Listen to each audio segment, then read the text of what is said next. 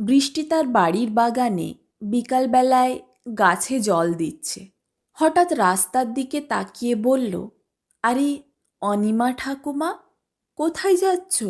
অনিমা হাঁটতে হাঁটতে বৃষ্টির দিকে তাকিয়ে বলল, এই তো বাড়ি যাচ্ছি। এই বলে সে হেঁটে বাড়ির দিকে এগিয়ে গেল। বেশ কিছুক্ষণ পর সে তার বাড়ির সামনে মেন দরজায় এসে দাঁড়ালো। কলিং বেলটা হাত বাড়িয়ে বাজালো, কিন্তু সুইচটা কাজ করছে না। সে নিজের মনে বলে উঠল, কলিং বেলটা কতবার বলেছি ঠিক কর, কিন্তু কেউ ঠিক করে না। সে মেন দরজাটায় নক করল। একটা ছোট মেয়ে দরজাটা খুলল। অনিমা বলল, নিমি, আয়, এখানে আয়। নিমি অনিমাকে জড়িয়ে ধরে বলল, ঠাকুমা, তুমি কোথায় ছিলে? এত দেরি হলো কেন আসতে? অনিমা বলল, একটু কাজ ছিল, তাই দেরি হয়ে গেল। অনিমা নিমির হাত ধরে বাড়ির মধ্যে প্রবেশ করল। সামনে দেখল একটা ছেলে চেয়ারে বসে পেপার পড়ছে। অনিমা বলল, রাহুল? রাহুল অনিমার দিকে তাকিয়ে জিজ্ঞেস করল, আরে মা, এত দেরি হলো কেন? অনিমা বলল, কাজ ছিল একটু। তুই ঈশা আর নিমিকে নিয়ে সিনেমা দেখতে যাসনি কেন এখনো? রাহুল বলল, বেরোচ্ছিলাম, কিন্তু তখনই পীয়ূষ দাদার কল এলো, তুমি নাকি আজ বিকালেই ফিরছ। অনিমা একটু হাসল। কিচেনে প্রবেশ করে অনিমা জিজ্ঞেস করল, ঈশা, কি বানাচ্ছ? ঈশা বলল, তোমার পছন্দের পায়েস বানাচ্ছি মা। ঈশা কিচেনের দেওয়ালের দিকে তাকিয়ে দেখল একটা জায়গায় ফাটল ধরেছে। অনিমা সেখানে এগিয়ে গিয়ে সেখানে হাত দিয়ে দেখল। তখনই ঈশা বলল, মা, একটু টেস্ট করে দেখো তো কেমন হয়েছে। অনিমা টেস্ট করে বলল, খুব ভালো। ঈশা বলল, নিমি তোমার অপেক্ষায় বসেছিল, ঠাকুমা কখন আসবে, ঠাকুমা কখন আসবে। অনিমা একটু হেসে বলল, আমার আসতে একটু দেরি হয়ে গেল, তাই না? ঈশা বলল, হ্যাঁ, একটু দেরি তো হয়েছে। রাহুল বাইরে থেকে আওয়াজ দিল, মা। অনিমা কিচেন থেকে বেরিয়ে দেখল রাহুল বারান্দায় দাঁড়িয়ে। অনিমা রাহুলের কাছে গিয়ে দাঁড়ালো। রাহুল বলল, দেখো। অনিমা সামনে তাকিয়ে দেখল সামনের দেওয়ালটাতে বেশ অনেকটা জায়গা ধরে ফাটল ধরেছে। রাহুল বলল, বাড়িটা অনেক পুরনো হয়ে গেল বলো। অনিমা বলল, তোর বাবা খুব শখ করে বানিয়েছিল, চেয়েছিল তার দুটো ছেলে আর নাতি নাতনিরা থাকুক। পীয়ূষ তো থাকলো না, তুই তার আশা পূর্ণ করলি। রাহুল বলল, তোমার কি মনে হয় পীয়ূষদা তার জন্য আর তার ফ্যামিলির জন্য অন্য জায়গায় নতুন বাড়ি বানিয়ে ঠিক করেছে? অনিমা কিছু বলল না। রাহুল বলল, সেদিন পীয়ূষদার সাথে ঝগড়া না হলে ও আমার সাথেই থাকতো। অনিমা বলল, পীয়ূষ তোকে খুব মিস করে। রাহুল বলল, জানি, কিন্তু সে ঝগড়ার কারণে যে দূরত্ব মন থেকে হয়েছে তা সবসময় থাকবে, আর থাকলো। অনিমা রাহুলের দিকে তাকিয়ে বলল, সব ঠিক হয়ে যাবে। রাহুল বলল, সম্পর্ক বাড়ি নয় যে ফাটল ধরলে রিপেয়ার হয়ে যাবে, অনেক সময় হয় না। অনিমা কিছু বলল না, দেওয়ালটার দিকে তাকিয়ে রইল। তখনই নিমি এসে অনিমার হাত ধরে বলল, চলো ঠাকুমা, তোমাকে একটা জিনিস দেখাবো। অনিমার হাত ধরে নিমি সিঁড়ি দিয়ে উপরে উঠে অনিমাকে নিজের রুমে নিয়ে গেল। নিমি তার রুমের দেওয়ালের সামনে এসে বলল, দেখো ঠাকুমা, আমার দেওয়ালটা ভেঙে যাচ্ছে। অনিমা বলল, তুই চিন্তা করিস না, আমি ঠিক করে দেবো। নিমি বলল, সত্যি ঠাকুমা? অনিমা বলল, হ্যাঁ সত্যি। নিমি জিজ্ঞেস করল, একদম নতুন করে দেবে তো? অনিমা বলল, একদম নতুন। এই বলে নিমি অনিমাকে জড়িয়ে ধরল। রাহুল বাইরে থেকে বলল, মা, এসো তোমার রুমে। অনিমা রাহুলের সাথে নিজের রুমে প্রবেশ করল। রাহুল অনিমাকে বলল, দেখো, তোমার আর বাবার রুমের দেওয়ালগুলোয়ও ফাটল ধরেছে।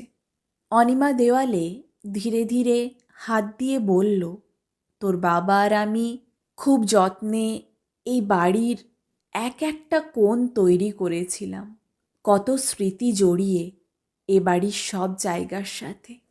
রাহুল বলল, আর আমি সেই স্মৃতিগুলোকে সাজিয়ে রাখতে পারিনি। অনিমা রাহুলের কাছে এগিয়ে এসে বলল, তুই রেখেছিস। এই বলে অনিমা উপর দিকে তাকিয়ে বলল, আমরা আবার নতুন স্মৃতি তৈরি করব একসাথে। এই বলে সে তার পাশে তাকিয়ে দেখল রাহুল নেই। অনিমা রাহুল রাহুল বলে চিৎকার করতে করতে ডাইনিং রুমে গিয়ে দেখল ঈশা ডিনারের প্রিপারেশন করছে। অনিমা বলল, ঈশা, রাহুল কোথায়? ঈশা কোনো উত্তর দিল না। নিজের মনে খাবারগুলো সাজিয়ে রাখছে ডাইনিং টেবিলে। অনিমা দেখল ঈশার পিছনের দেওয়ালটা ধীরে ধীরে ফেটে যাচ্ছে। অনিমা দেখল নিমি ছুটে এসে ঈশাকে জড়িয়ে ধরল। অনিমা বলল, নিমি। নিমি কোনো উত্তর দিল না। অনিমা ঈশা আর নিমির কাছে গিয়ে তাদের গায়ে হাত দিল, কিন্তু অনিমা তাদের ছুঁতে পারছে না। অনিমা দেখল ডাইনিং টেবিলটার পাশগুলো ভাঙা। অনিমা টেবিলটায় হাত দিল। সে লক্ষ্য করল টেবিলটা ধীরে ধীরে ভেঙে যাচ্ছে। অনিমা শুনতে পেল পাশের রুম থেকে টিভির আওয়াজ আসছে। সে রুমটাতে গিয়ে দেখল রাহুল সোফায় বসে টিভি দেখছে। অনিমা রাহুলের কাছে গিয়ে বলল, রাহুল, দেখ কী সব হচ্ছে। কিন্তু রাহুল কোনো উত্তর দিল না। অনিমা রাহুলের কাছে গিয়ে রাহুলের হাতে হাত দিল, কিন্তু রাহুলকে সে ছুঁতে পারছে না। অনিমা সেখানে বসেই কাঁদতে লাগল, চোখ বন্ধ করে। কিছুক্ষণ পর চোখ খুলে দেখল সামনে সোফায় রাহুল নেই, সোফা ফাঁকা। অনিমা চিৎকার শুনতে পেল, নিমি চিৎকার করছে, বাবা মা আমার ভয় করছে। অনিমা রুম থেকে বেরিয়ে এসে দেখল নিমিকে নিয়ে ঈশা আর রাহুল সিঁড়ি দিয়ে নিচে নামছে। হঠাৎ পুরো বাড়ি কাঁপতে লাগল। রাহুল পা স্লিপ করে সিঁড়ি থেকে নিচে পড়ে গেল। ঈশা কোনো রকমে নিমিকে সামলাচ্ছে। রাহুলের মাথায় আঘাত লেগেছে। অনিমা কোনো রকমে ছুটে এসে রাহুলকে ধরে ওঠানোর চেষ্টা করল, কিন্তু সে রাহুলকে ছুঁতে পারছে না। নিমি খুব কাঁদছে। ঈশা কোনো রকমে নিমিকে নিয়ে সিঁড়ি থেকে নিচে নেমে রাহুলের কাছে এসে রাহুলকে ওঠানোর চেষ্টা করল। অনিমা দেখল আশেপাশে বাড়ির দেওয়ালগুলো ভেঙে যাচ্ছে। রাহুল কোনো রকমে উঠে ঈশা আর নিমির হাত ধরল। তারা তিনজনেই বাড়ি থেকে বেরোতে গেল। ঠিক তখনই পুরো বাড়ির ছাদ ভেঙে নিচে পড়ে গেল। অনিমার চোখের সামনে নিমেষের মধ্যে পুরো বাড়ি আর তার পরিবার মাটির সাথে মিশে গেল। আর অনিমা কিচ্ছু করতে পারল না। অনিমা সেখানেই চুপ হয়ে দাঁড়িয়ে রইল। অনিমাকে পিছন থেকে সেই মুহূর্তে কেউ একজন ডাক দিল। অনিমা পিছন ফিরে দেখল একটা ছেলে দাঁড়িয়ে। অনিমা দেখল আশেপাশে তার ভাঙা বাড়ির অবশিষ্ট অংশগুলো মিলিয়ে গেল। ছেলেটা অনিমার কাছে এসে বলল, মা, তুমি এখানে একা কেন এসেছো? অনিমা বলল, মনে করার চেষ্টা করছিলাম আমার রাহুল, নিমি আর ঈশার জীবনের শেষ মুহূর্তটা কিভাবে কেটেছিল। যদি আমি সাথে থাকতাম তাহলে কি আমি ওদের বাঁচাতে পারতাম? জানিস পিয়ুষ, তোর সাথে ঝগড়া না হলে সময় কাটানোর জন্য রাহুল, নিমি আর ঈশাও যেত আমার সঙ্গে তোর বাড়ি, তোর জায়গায়। আর সেই ভূমিকম্পের সময় তারা এই শহরে থাকতো না, আর ওই ঘটনাটা ঘটতো না। পিয়ুষ বলল, জানি মা, ভুল আমার ছিল, সব ঠিক করে নেওয়া উচিত ছিল। চলো। এই বলে পীয়ূষ অনিমার হাত ধরে অনিমাকে সেখান থেকে নিয়ে যেতে লাগলো। অনিমা বলল, এই জায়গাটায় মনে হচ্ছে মাঠ ছাড়া কিছুই নেই, আর ছিল না।